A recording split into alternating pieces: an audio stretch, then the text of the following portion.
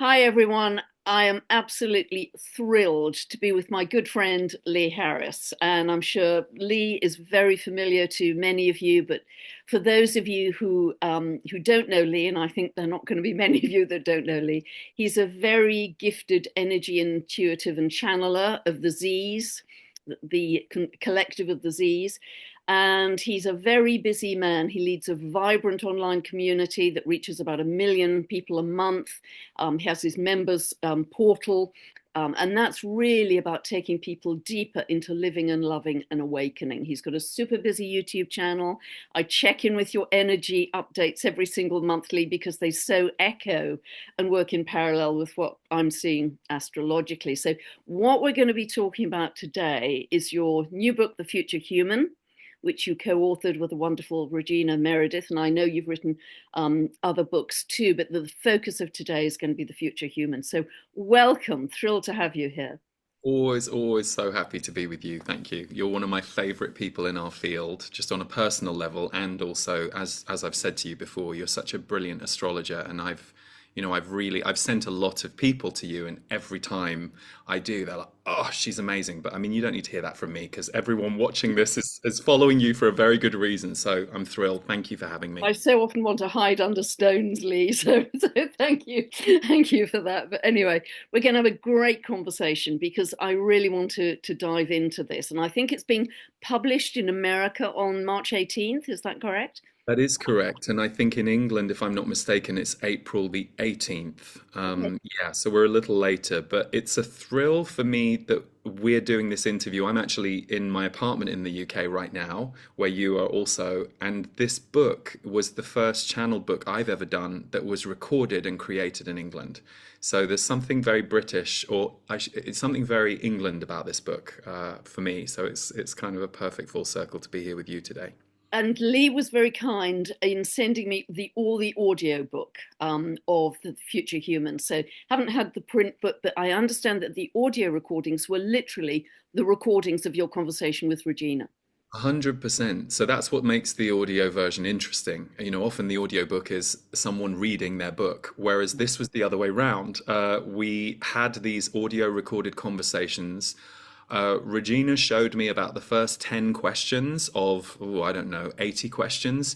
And after that, I was like, great, I don't want to see any more. And then literally we would do 75 to 90-minute channeled sessions. And we did that over the course of a week, doing about up to 3 hours a day. And so it all landed, and then we took the information and turned it into the book. Because that's a lot of channeling, because it can be very tiring. Yes. It was what was very reassuring to me is Regina was as out of it as I was, which was nice to know because Regina's very grounded. I thought I was fine, but by day two, I borrowed my sister's car to drive to the studio, and I dinged the car, which I don't normally ever do. I dinged the car on the same day that I burnt my hand and stabbed my hand with a knife when I was making salad for me and Regina for lunch. And that was the day I was like, okay, you're going to use an Uber to the studio from now on. You clearly are not in control of your body. And it was great because Regina also felt very out of it. The energy was very high and quite intense. One of Regina's specialities is the shadow side of the world and investigating the hidden. And so, of course, as she was driving the conversations, those were the areas we were looking at. But also the combination of that and then going decades into the future. It took both of us about 2 weeks to recover from the process afterwards. I didn't feel right for about 2 weeks after, not necessarily in a bad way, just in a very altered state, out of body way. And interestingly, a few people who've heard the audio said, "Oh God, yeah, it really moved my frequency." And I think that's why the audio recordings and the written version has apparently had the same effect. It does put your frequency into a different place, which I think is as interesting to me as the information itself. Yeah, I felt that too, Lee. I thought I adored this book and I thoroughly recommend it to everyone. I adored it because it was vast, it was profound, it was just so I could feel my consciousness expanding. while I was listening to it, because it just takes you into such different realms, and it takes us really very a long way into the future. We're not just talking 6 months down the road.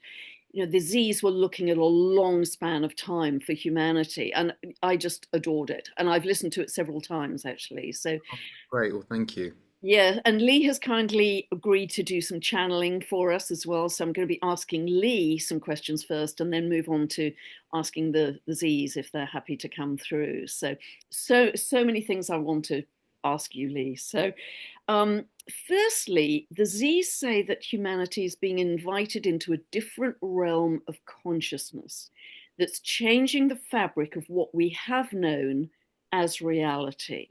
And what's your take on that, Lee, as a general broad question?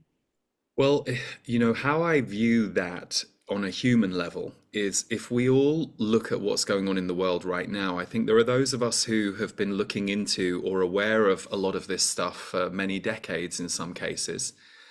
But even those who aren't aware of many of the things that we are now seeing coming to the surface, we are a world in shock. Like, I think even those of us who've walked this path a long time, it's still quite shocking and quite, even if you go, oh, good, well, that's finally being raised to the surface.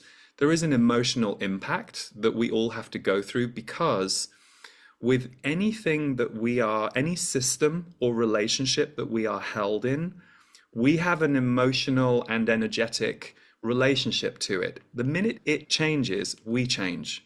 So if you're close to somebody in your life and they die, we go through a grief of the loss of them, but we also go through a change process because before they left, we were in a relationship with them and with ourselves based on who we were to each other.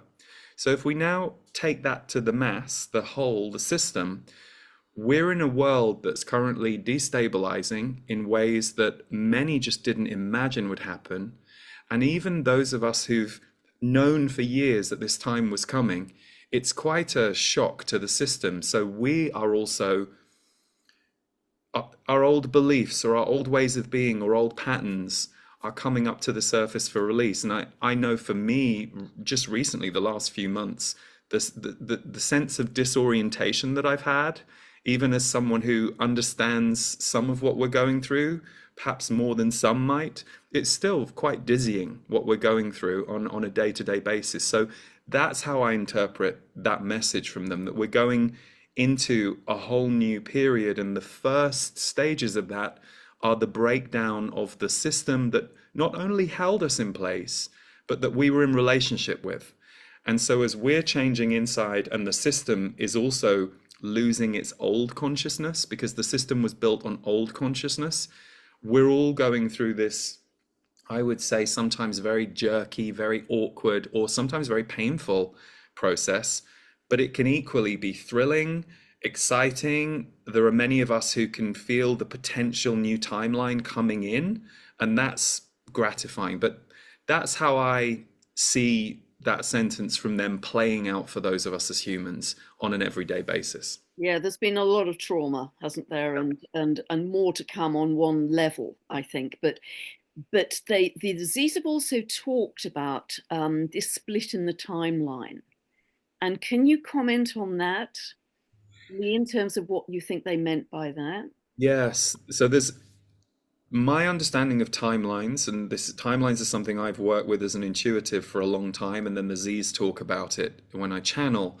So we all have potential timelines ahead of us, and depending on our evolution, we'll either take the faster timeline or the slower timeline. So let's say for you, you're here to create this incredible commune for the world, and it will be this incredible project. You might have been sitting with this project in your heart and your vision for 10 years, and it still hasn't quite come to fruition. And that might be perfect because it isn't yet time. The Z's always say we mustn't beat ourselves up when our creations aren't playing out. It's never just about us. It's also about, is the world ready? Is it the time? But you can speed it up or slow it down depending on your ability to manifest it or create it, or depending on the world's readiness.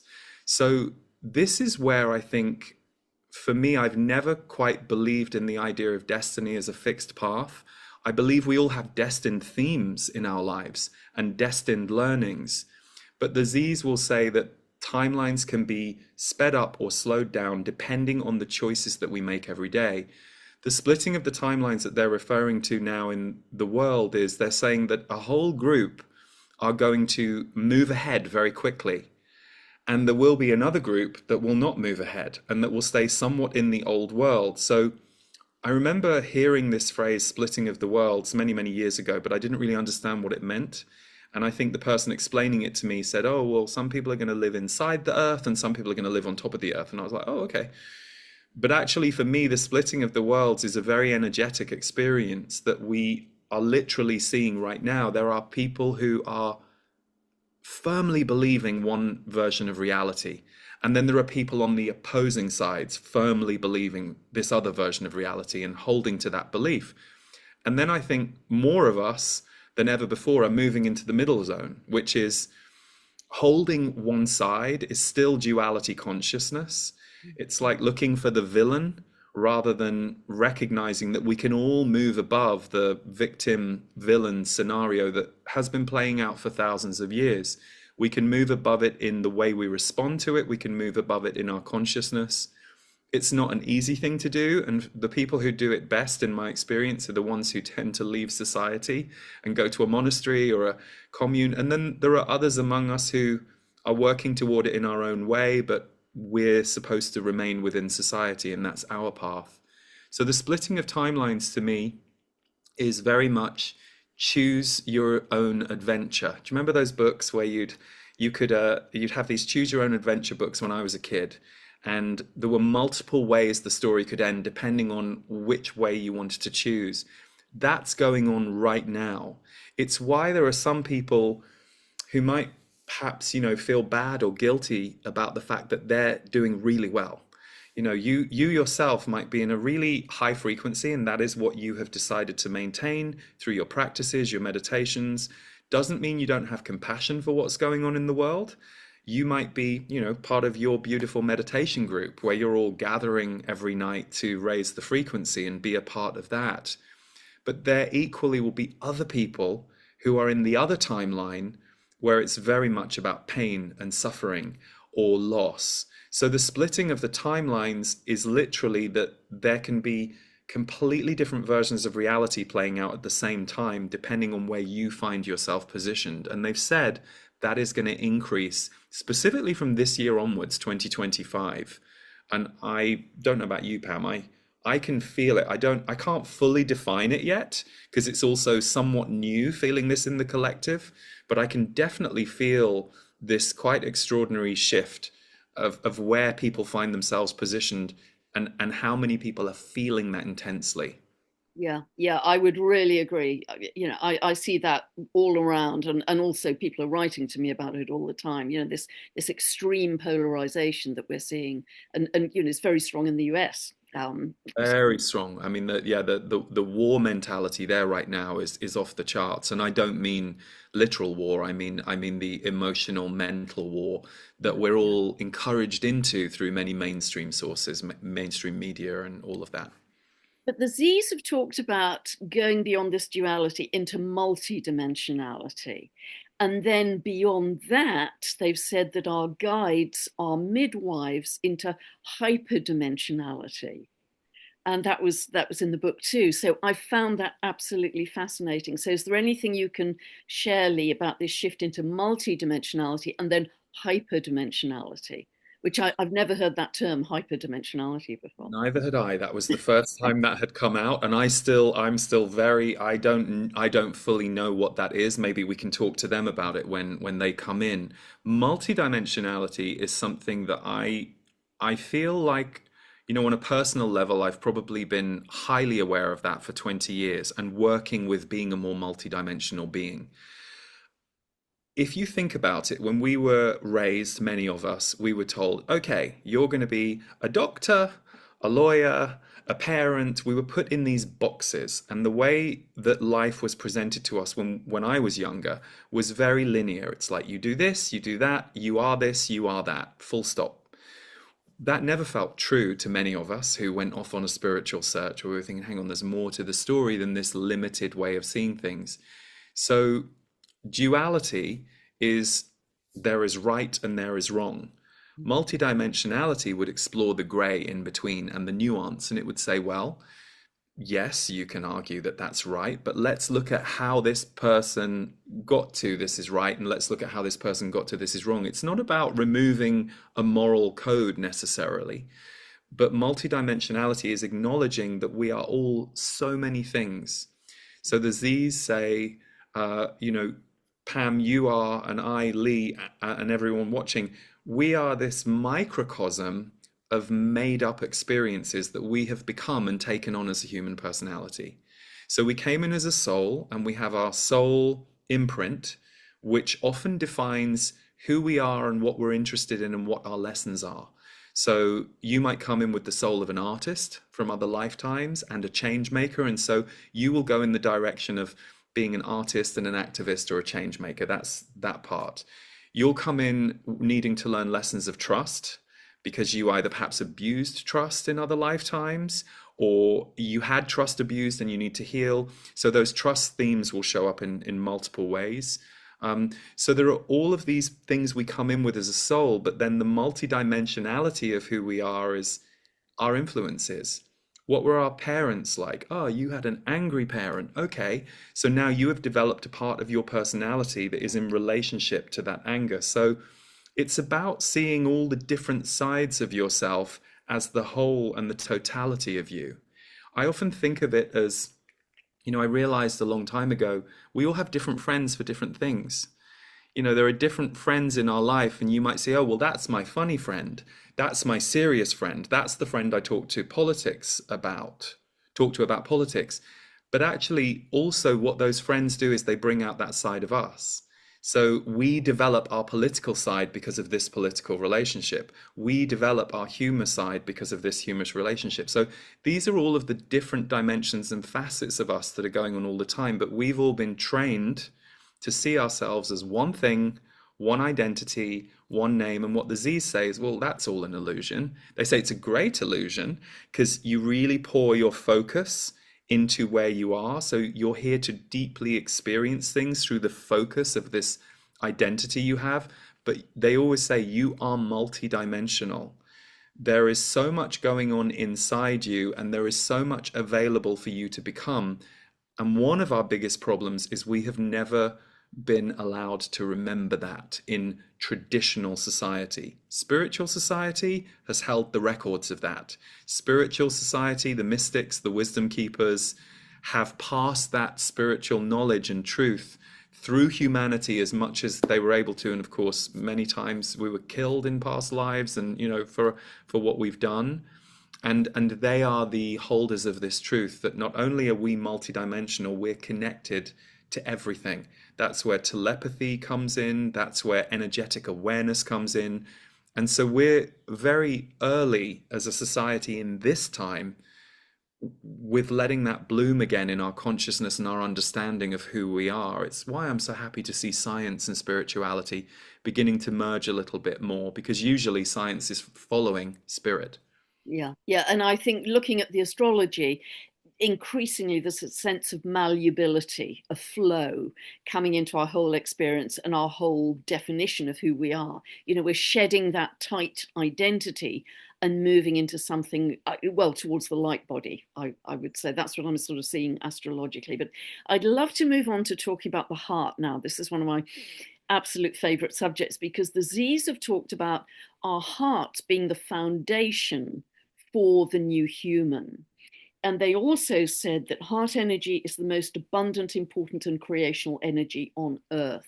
So I'd love to talk to you about that and what you feel the Z's are really bringing through about our heart, because I know previously they've also said that our heart is, which fascinates me actually, as you can imagine, our heart is the greatest connector to the cosmos. And they've actually, I think, referred to our birth charts being imprinted in our hearts as well. Yeah, and they have also said that what makes humans unique in the universe is the heart energy. So we're at this nexus point of a certain development of who we are as humans, where heart consciousness is allowed to bloom in a higher and wider way than ever before. Now, there will always have been individuals on the planet who were in possession of this, but the difference in this time, the greater numbers of us who are entering that consciousness. And so, what that begins to do is we break out of the, if you like, prison paradigm that we as a humanity have been encouraged into. And it's always a tricky thing when you say that, because there are wonderful and beautiful things about being in our system. But part of, I think, the frustration and the disconnection and the loneliness that a lot of us either have felt or can feel as we go through our lives is that our current system is not set up to create harmony between people. And in fact, division is currently, there is an attempt within the system to crank up division right now, which is how you separate us all from our hearts, because our heart is actually a group energy. You know, if you think about how you feel in your heart, you can sit and meditate by yourself, or have an experience that puts you in your heart through art, or looking at, you know, something that you love, a child or pets or whatever it is. But you can't deny that it's extraordinary when our hearts open together. I always think of even music concerts, which are some of the earlier spiritual events under the mainstream umbrella. You know, you go to a music concert, and if everybody loves the band or the artist, they get very, and music is all about feeling and is all about moving through the body as this current. It's amazing to be in an atmosphere like that where everybody is feeling that. And then you take it a step further, go to a spiritually focused event where people are being elevated together and with each other. The heart energy increases, and it has an intelligence and a telepathy. So the reason we love the heart, in my experience and from what I've witnessed and learned, is it puts us back into that true state of connection and oneness. So oneness, the Z's say, is the high harmonic of the universe. It's what we came from. We came from a state of oneness, which is an unfiltered connection to everything, which most of us experience in our human selves in moments or in periods. We don't necessarily get to live and sustain it because, again, our system is not set up to focus on that. It's why I think when people go to a spiritual retreat or they go to an ashram for a while, where the whole day is built around that, they often don't want to leave, or they come back and they think, why is it when I went back to the city, I lost it? Well, it's logical, actually. It's harder to sustain that in yourself, by yourself, than when we're in a group that is all focused on bringing that heart energy in. So I think it's why in society we love and have been trained to love romance, or, you know, there are certain areas we've been allowed to feel our hearts in a big way, and where we're told, yes, you're allowed to love puppies, you're allowed to feel love to little children, you're allowed to feel love in romantic comedies or in your romantic life. But actually there's a whole other, you know, those are, if you like, to me, those are quick bursts or important, powerful openings. But as people who have really learned to live in their heart more know, there is a calm and a peace that comes from being able to live in your heart. And when you're in a group and that's happening together, it always makes me think of how trees are always communicating with each other, but we can't necessarily see or hear their communication, but it has been proven and it has been measured. I think that heart currency is always wanting to be available between us as humans. And I know for me, if I'm, you know, feeling a bit disconnected one day, or, you know, got something going on, and I go out into the street and I'm walking around, the minute I see somebody smiling or in joy or connecting, I respond, like not necessarily going over to them unless I think they're up for that. But, you know, I see it and it warms my heart, and it just opens, and it puts me back into what I know is true. And then my job when I come out of it or get disconnected from it, or, you know, I've got some stress going on in my life and I catch that I'm stressed. It's like, what are the practices that put us back into the heart? And sometimes it's other people and sometimes it's us. But yeah, the Z's talk about, as we go through the coming decades, we will see heart more and more. And there's one final thing I have to say, because Pam, this relates to a lot that you talk about. You know, we've talked about big events, climate events, massive changes, you know, and I'm half the year I'm in Los Angeles, where I've lived through quite a few fires now. And for anyone in an area of crisis, what we know happens is even when things are so bad or so desperate, what do? We come together. We look out for each other. Most people don't go, "Mm, no, you can't have that." Most people go, what do you need? And I think it instills in us this remembrance that we actually rely on each other. And I think one of the risks of some of the systems that are being built right now, that we're being encouraged to move towards in the world, it's more about relying on the system. It's not actually about relying on each other. And I think that's what so many of us are coming back to. We're craving community, we're craving heartfelt relationships, and yet we're sometimes confused about where to find that and how to find that. And I know it's also on us. A lot of us in the coming decades will be the ones to figure it out. How do we create this? I know for many of us, that's a calling and a sense of mission. Yeah, because the Aquarian energy very much is connected to community, really this sense of humanity, that the power shifting to the people, people coming together in all kinds of connected ways, a kind of information network like mycelium, like tree roots.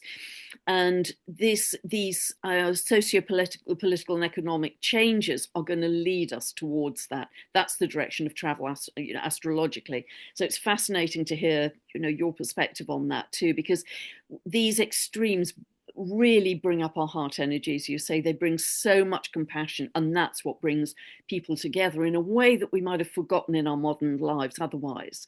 We Yes. tend to think we have our own territory, our own house, our own garden, our own fence, and this is ours and not yours. But these extreme events are really kind of demolishing a lot of that territorial materialism, I think. So, and you talked about the trees. Um, Lee, because the Z's have talked about the trees being our teachers. Can you talk about, because I love nature, as you know, so can you talk about that, the trees being our teachers and this deeper connection to nature that we're going to start to feel? I don't know. I've pulled the curtains because of light, but behind me I've got these ginormous. Some of Big. the trees here by my apartment are ancient, which was one of the reasons I fell in love with the place when I found it a few years ago. And it's funny, one of my first channeling experiences was in London Fields in London.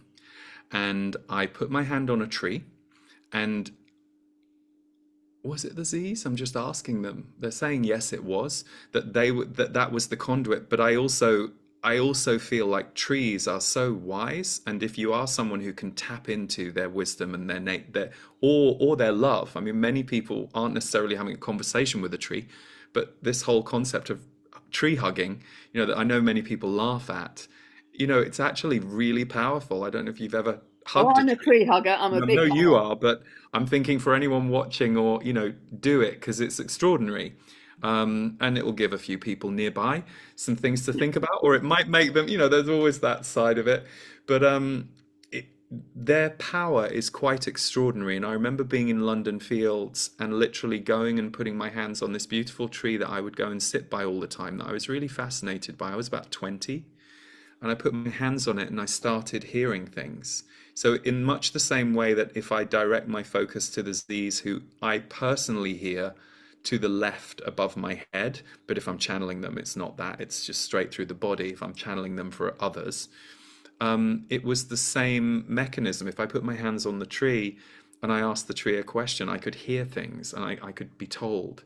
So it's pretty extraordinary. And actually, we're working right now, myself and Davor Bozik, we make high consciousness music. And we're working on an album right now, which will probably be called Oneness, because that's the name of one of the songs.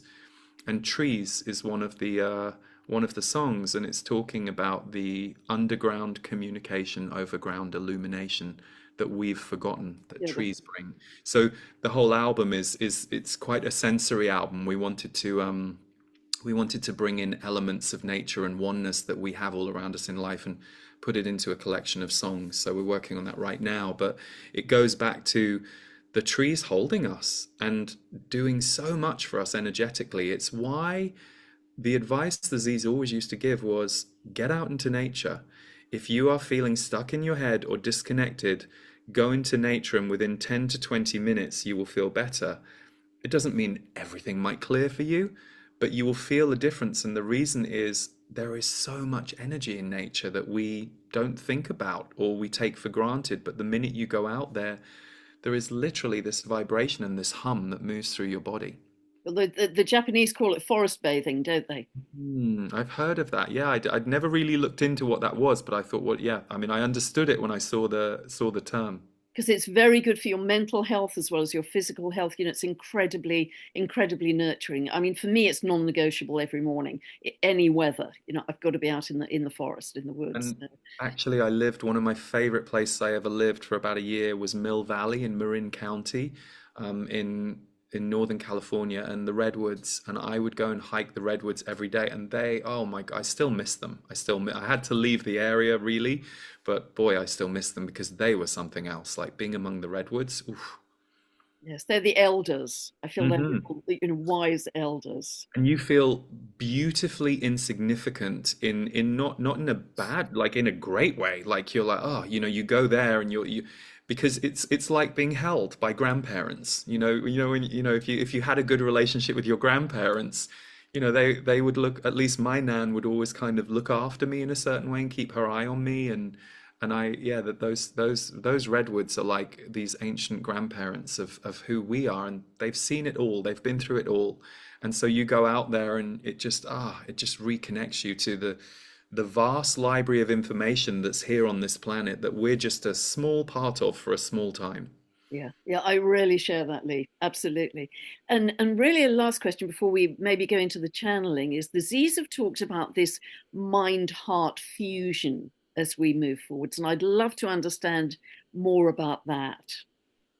It's interesting. So I think for me, I've always had I've had a mind and I've had a heart, and they've both been developed. But I have felt for myself in recent years how they're beginning to connect in a new way. And then equally, I've met some people who are brilliant minds and they weren't so in their heart, either because of their design or because of their experiences. And equally, I've met people who are very in their hearts, but it's been harder for them to be rational or think in ways that would help them. And what they're saying is all of that's about to balance. All of that is beginning to fuse more and be less separate. So we no longer need we might still enjoy them, but we no longer need our heartfelt friend to be the heart for us. Your heartfelt friend is modeling a level of heart that when you're around it, you're like, oh, this is how I feel. If we're really paying attention and allowing ourselves to evolve, we will let that activate us a bit more in a way that it will infuse how our minds and our hearts work together. So instead of the mind, which can sometimes be quite survival based, when it's in its negative, the mind is strategizing in some people. Okay, well, how do I get what I want or get my needs met without much feeling for others or feeling for the immediate environment? It's where you would see narcissism at work, people who are quite strategic, or it's all about what they want. They don't really care how it affects the rest of the group. Equally, I've also seen very heart-based people get a bit lost and easily manipulated because they're very swimming in the emotion. And so this is the fusion that all of us need. And interestingly, the place that connects the two is the throat. So the more we can speak from our heart, or if you're a heartfelt person who's kept your mouth shut because you're trying to always appease or please everybody, speak your mind sometimes. And even if there's a part of you going, oh, I'm a bit nervous to say this in case they're upset, and then I'll feel upset because I'm always in my heart and I'm always relaying people's emotions, that's its own kind of prison too. When you're stuck in being an emotional relay with everybody else, then develop your mind, develop your mental awareness, and I would say higher awareness of your patterns and why those patterns exist, because the Z's say it's never been easier to fuse the two. And for many of us, how we use our voice or how we don't use our voice, maybe we are silent for a while, or we go into silence in order to go within and let these two fuse. That's going to be something that's happening a lot more on the planet in the years to come. And of course, the way I'm speaking about all this, it could sound very abstract to some people. There'll be some who'll go, oh yeah, I can feel all that happening. And others will go, well, how do you do it? Well, this is why we have methods, teachers, ways.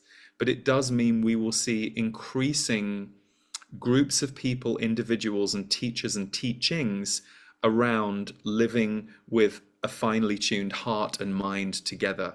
It's no longer a use your mind for success, that kind of that, that's kind of the 80s or the 70s, or it's much much deeper than that now, and we'll see a lot more people who create maps for others to move into that experience. That's really beautiful. Really look forward to that. Beautiful. So I'd love to do some, if you could, if you'd be happy to do some channeling now, Z. Z, I would really love that. I've got some more questions about the heart that I'd love to pose to the Z's. So I will Brilliant. take a minute or two just to drop in. I will, and I'll just take a little fluid.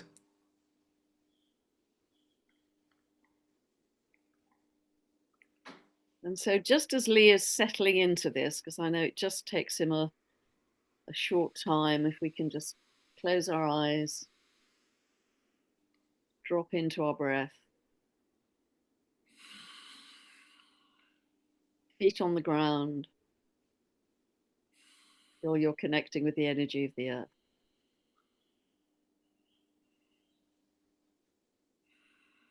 Good. A pleasure to be with you, and to be with you specifically, Pam. Your role has shifted, much as many on the planet are experiencing a shift or an evolution in their role. You have always been one who has had a keen interest in bringing to people undiscovered information or ways of seeing things. But in recent years, you have increasingly become a teacher of frequency.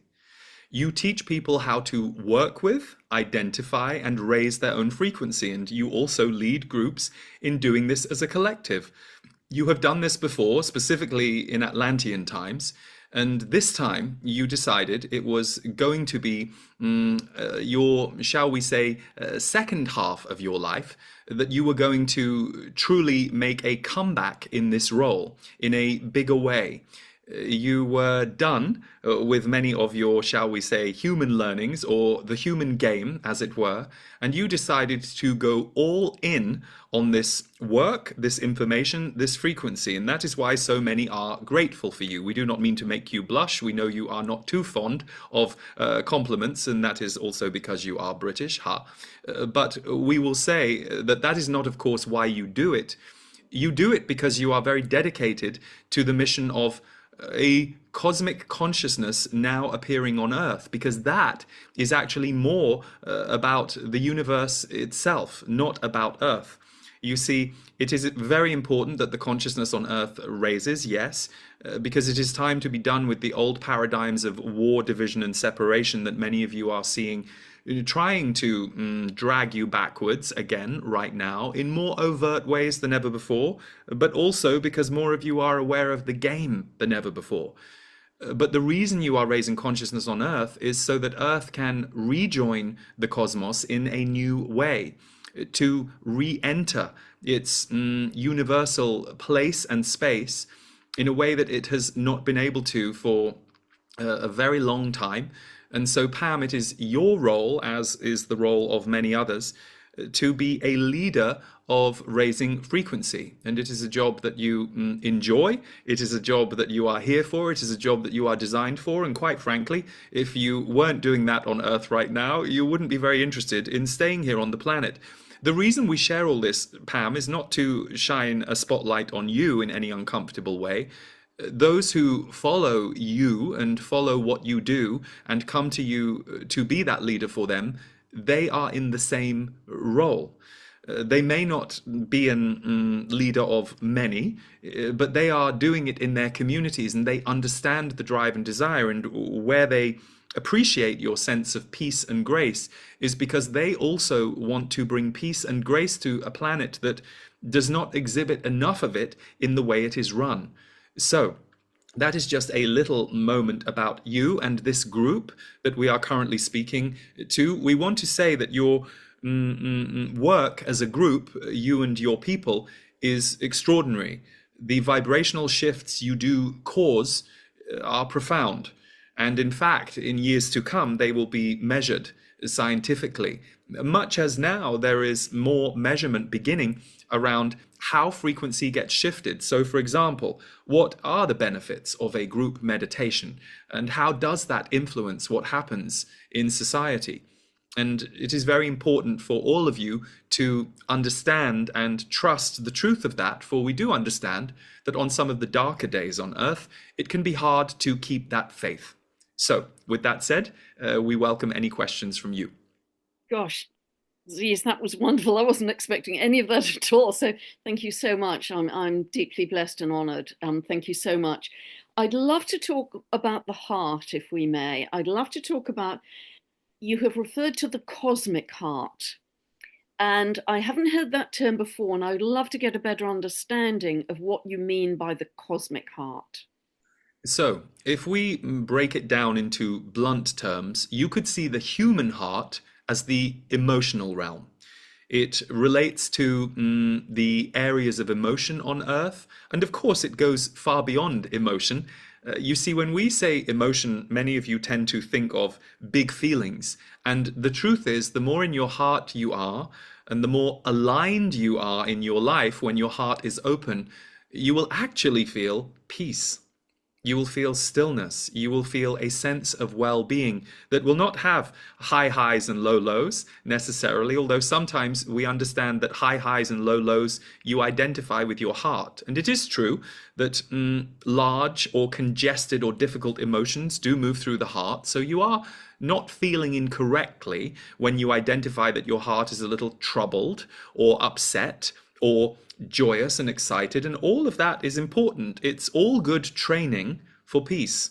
It's all good training for creating a heart that's open to peace. But back to our original point, the human heart can often be seen as the emotional realm. The cosmic heart is the realm of oneness. It brings you back to what we would call cosmic consciousness, which is the part of you that you understand when you are a soul before you incarnate.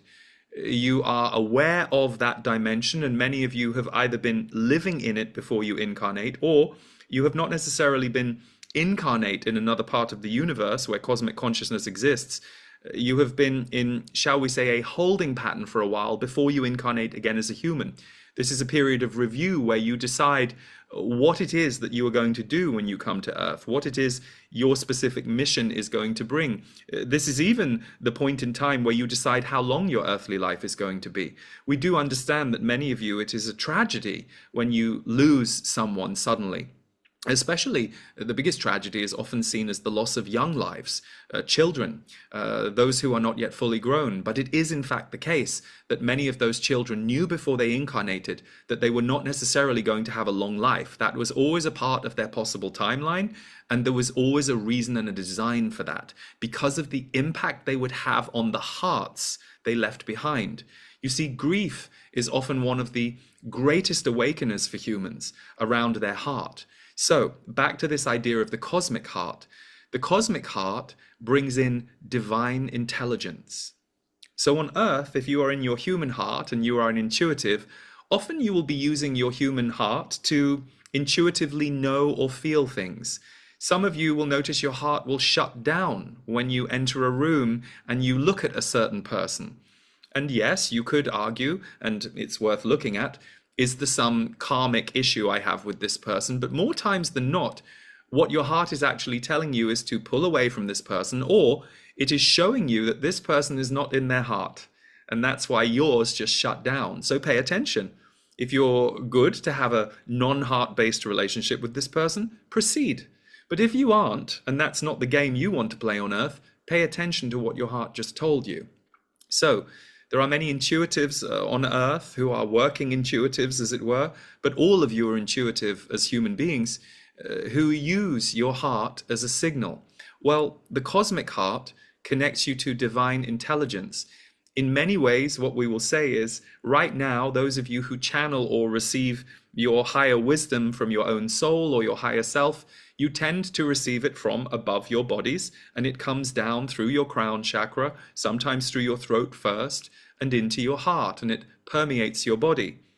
Imagine the cosmic heart as sitting approximately 6 feet above your human head. That is the cosmic heart, meaning When you have a cosmic heart in your body, you are connected to the wisdom of the universe and divine intelligence from the heart. And where is the heart situated? The center of the human body. You see, from our perspective, your legs are what help you carry your body around the world. We're not saying they aren't part of your body, but in your chakra system, the heart is the center. So, when you have a cosmic heart, it means your heart is all knowing, all seeing. In many ways, it has become the third eye of the body. Whereas at the moment, that divine intelligence and cosmic wisdom, in the way that humans are currently constructed and where the consciousness level on Earth currently sits, you tend to be experiencing your cosmic heart from above your head. What we are saying is, in time, more and more of you will be so open to divine wisdom that it will be landing right in the center of your chakra system. And that is the point when humans will have reconnected with the more extraordinary side of themselves. Wow. And is that process already beginning now? There are many on Earth right now who already exist in that way. And even as we were sharing these words, many who were listening understood what we were saying because they have moments or periods of time where that is their experience. Many of you who have had awakening experiences, your cosmic heart activates because your cosmic body activates. And awakening experiences are those moments where you recognize that everything disappears.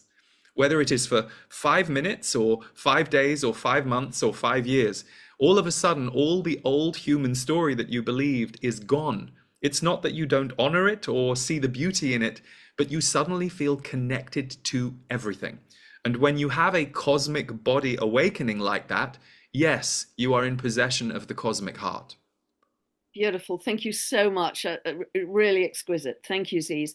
And moving to a slightly different topic, you've said that 2025 will be our mastery year when we become masters at an embodied level. Could you share more about that with us, please? Well, we have spoken for quite some time about these shifts that you are in. So, from our perspective, 2017 to 2024, which we spoke about in 2015 and 2016, were going to be the major change years on the planet. And 2025 onwards is the year where you start to see increasing evidence of new ways of being on Earth. That doesn't mean shall we say, battle is over. You will certainly see the battle raging and in some ways louder than ever. But the reason you will become more embodied in your mastery is the illusion of the human is breaking its spell. It is breaking its spell for a few different reasons. The holes, or the, shall we say, corruption inside your leadership systems are being increasingly exposed. And equally, the Earth is going through its period of instability on a climate level, and some of that is natural and some of that is manufactured. So, the reason you are becoming more embodied in your mastery is it is a little bit like you were all allowed to be in the nursery or the creche, and all of a sudden someone opened the door to the Wild West outside. And yes, you are prepared for it, but it is also a bit of a shock. So, in short, things are getting more real. Let's put it that way. The disappearance of the old system is increasingly happening. Now, new systems are being built, and as we said, 2025 onwards, you are going to see increasing evidence of those new ways of being coming into play on Earth. And of course, there will be some that will be challenged and some that will be blocked, and many will be mocked. It's always good to pay attention to what is mocked. Because that is a great way of getting you to pull away from something for fear of being cast out of the group. Let's shame this person or this group or this thing, and let's make you afraid to like it. That has been in play for a long time on Earth. But what you are beginning to see is more people who are reporting and helping people understand that game, so they are no longer buying into that illusion. And at the same time, there are many who have been working, in some cases, for 5 or 6 decades on new ways of being for the Earth that are now going to be able to come forward a bit more because of the cracks in the old system. Wherever there is a crack, the light can get through. And that is what you are going to start seeing in 2025. Beautiful. You've also talked about this year seeing a lot more resistance from the people. Could you expand on that a little for us, please, Ease? You are at the beginning of what we would call a people revolution that has been going on in some cases for 4 or 5 years, but the groups were smaller 4 years ago. And in fact, many of those groups were mocked or shamed or belittled, and mainstream society was encouraged to shame them or pull away from them. What you are beginning to see now is a more widespread experience of people beginning to wake up and open their eyes and see things clearly. And what that brings is a people revolution.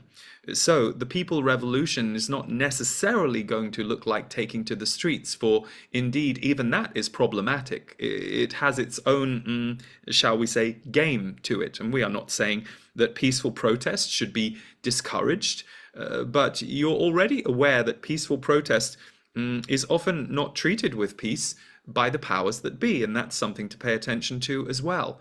No, the revolution of the people is going to be, we will say, including that, but there are so many groups and individuals whose higher minds are figuring out ways to build around and above the system.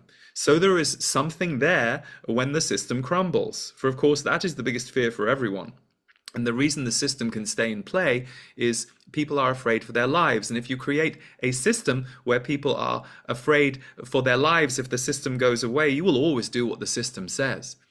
This is why 4 years ago on your planet, fear was one of the greatest driving forces around control. If you get people scared enough about their lives, they will do quite a lot of things that they wouldn't normally do if they had access to their critical or rational mind. But fear and high levels of emotion pushes people into an imbalanced state, and their survival brain triggers. And so if they are then given a solution of what will keep them safe, they won't question the solution. They will just hear the word safe, and they will all run towards it, even if, in fact, it isn't something that's keeping them safe. This is how herd mentality works on Earth.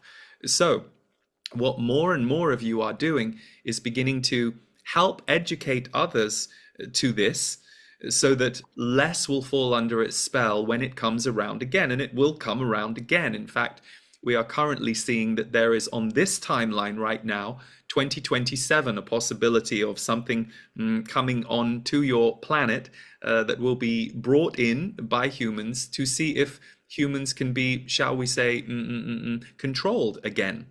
But it won't work. It won't work this time. It didn't fully work last time, although there was a certain level of progress that was achieved by those working in that agenda. And we are aware, because of the, shall we say, platform that we are currently having this conversation on, that there are certain words that we should not use so that this message can get through. But we think you understand what we are saying and follow what we are saying. The people revolution has already begun.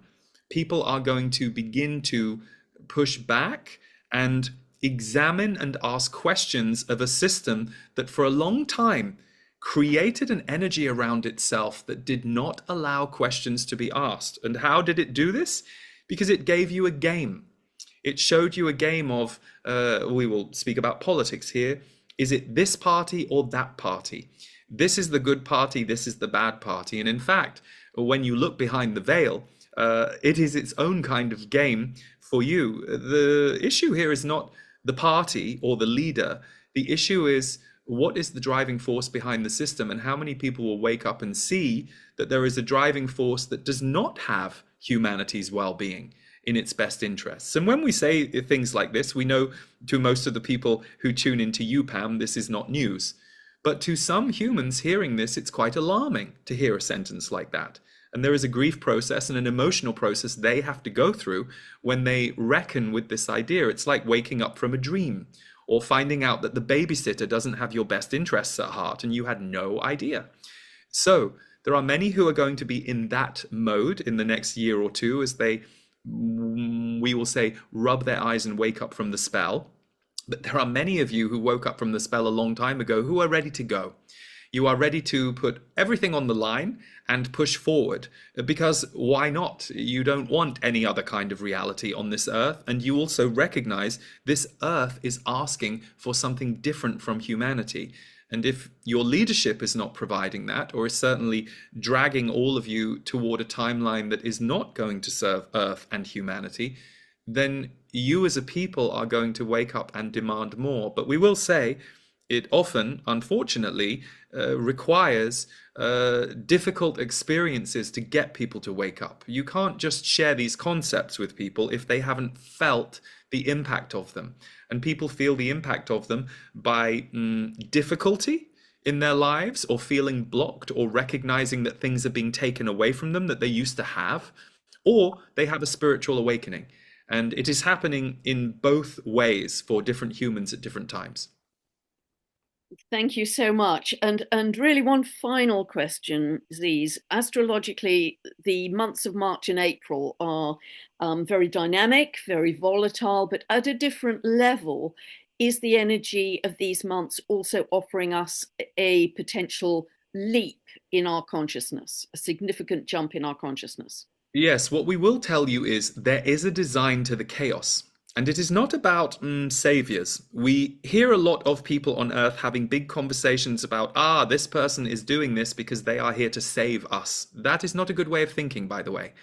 You don't want to put your being saved in the hands of one individual, and many of you are not correct about that.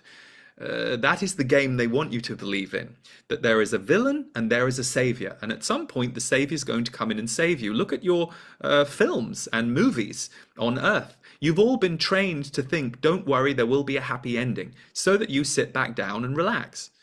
Whereas actually your participation is required. So March and April, we would say specifically April, there is going to be quite a few volatile events on Earth that you are already seeing. They will escalate in size. But one of the things that we gave Lee to share on his annual energy update that he did for this year is you are going to see a lot of 2 steps backwards, 2.5 steps forwards this year. So things will look very bad for a short period of time. And this can be everything from a conversation you have with a friend through to something global or political. But then you will see that quite quickly things will course correct or will take a leap forward. And part of what you're all having to learn right now as embodied masters is watch the game as it plays out around you and notice when you get triggered and work with your triggers. It is not to say become immune to wanting to help or do something about it, but recognize you are in a game that has relied on getting you emotionally triggered. And if it can no longer emotionally trigger you through fear or through reaction, you start to become more sovereign and come back to your own soul consciousness without believing that your soul consciousness is dependent on this human system that you have been born into. We understand this is difficult to grasp because you could argue you have become the soul you are today because of that system, and we would agree. But it is time for a quantum leap for all of you. You are all going beyond where you have been, and it is all going to get very fast. So in answer to your question, yes, there are evolutionary possibilities within what looks like the chaos, the drama, the problems. What you often have to do is look 3 layers deep behind it. You may not always know what is going on, but what we can tell you is there is an orchestration at work on the planet now, both in terms of consciousness herself and what she is doing. She is driving far more of this than any human. There is also a war going on between those groups who are vying for control on the planet that you may not be fully aware of. Some of you fully believe there is one villain and you are waiting for one savior, or you think that savior is already working on your behalf. No, there are many saviors, and many of them you will never see or know. There is infighting going on for control of certain things on the planet, and that will blow itself up. They will blow themselves up. It might take some time, but what we are saying is one of the most important things for you to understand as a people is it is not the people versus them. They are not a united group, and you are also not powerless, even if the system currently has you in a position of believing that. There are all kinds of dynamic and chaotic events taking place that are moving you forward as a planet, but there will be moments and events and situations that you will look at and think, this does not look good, or people will tell you, oh, this is not good. But if you let it play out for a few more hours, days, or weeks, you will see it will come to a different place. Part of why this is happening is because all of you are clearing out of your energy systems the lower levels. And remember, your life is the TV show you are watching and appearing in. So as the TV show gets more dramatic, what happens in you? You get stirred up. You have reactions. You have historical memories that move through your body and then move out. So you get to clear out these older frequencies that you have been in relationship to through the TV show or the system. That is as important because what you will need to do in, we won't say the rebuild, but we will say the building of the new earth in the years and decades to come, you'll need to be ready. You won't want to be in a position where you have to shake out all the parts of you that identified with the shadow side of your world. No, you are doing it in real time, right now. So we hope that gives some perspective on your question. Absolutely beautiful. You've showered us with gifts, I think, Ziz. We are profoundly grateful, and you've covered ground that I haven't heard you cover before. And I personally am deeply touched, and I know many people will be. So thank you so, so much for your wisdom and your time. We're deeply grateful. Thank you. You are very kind, but there is no need for such gratitude. This is our role. This is our path with you, and we also are a part of this consciousness shift, just as many guides, elementals, fairies, and other beings, seen and unseen, are. This is for all of us, as it were. So, a pleasure to be with you. We salute you and honor you, Pam, and this group with the frequency raising work that you do. You have no idea what a bright, powerful group of lights you all are and how significant you are in bringing the light to the earth. It's important work. So we salute you and all who sail with you. Ha! In peace, in love, in light, and in transformation to all.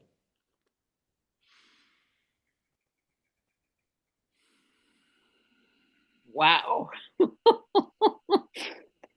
Wow. That was absolutely spectacular. Mm. Thank you so much, Lee. I don't know if you're aware. Are you aware of what's coming through?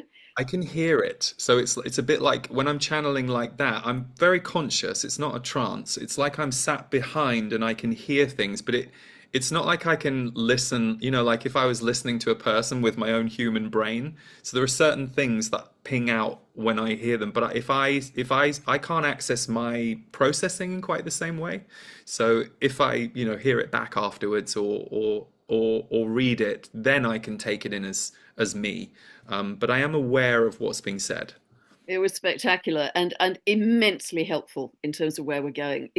They spoke with so much clarity. The meaning is undeniable and inescapable. So they gave great guidance for our future, for the future days, weeks, months, years to come. And yeah, speaking on behalf of all the viewers watching this, I'm so grateful that for your time. I know you're super busy with all of your endeavors, and yeah, I'll just go and integrate all this after this because it's really affected me quite deeply, actually. It's Oh, been really beautiful. So, well, thank you. And we're all busy, but I always feel like these things are so important for all of us. Like, so thank you for your gratitude, but I'm equally grateful to you for all you do, for all your people, because I know it was interesting to hear. I heard that, what they were saying about everything you do, and that does not surprise me at all, because when I've seen. it surprised me because I wasn't expecting that to. No, but you know what it is, Pam, just on a human level. And you and I stay in touch, but we also, I keep my eye on your work, and there are certain videos I see, and I'm always so heartened when I see you and your group doing the meditations. And I've joined a couple of them over the years, and I just think it's brilliant. And it's those kinds of initiatives that I think we're all being called to do in our own way. In your case, or in my case, it's broadcasting to lots of people. In another person's case, it's, being in the kitchen when someone has a bit of an emotional breakdown. And because you have done your work, you are capable of not only helping them and soothing them in that moment, but bringing them to it, helping them bring themselves to a different frequency than they might have if they were in the kitchen with someone who was scared of their emotion and just abandoned them.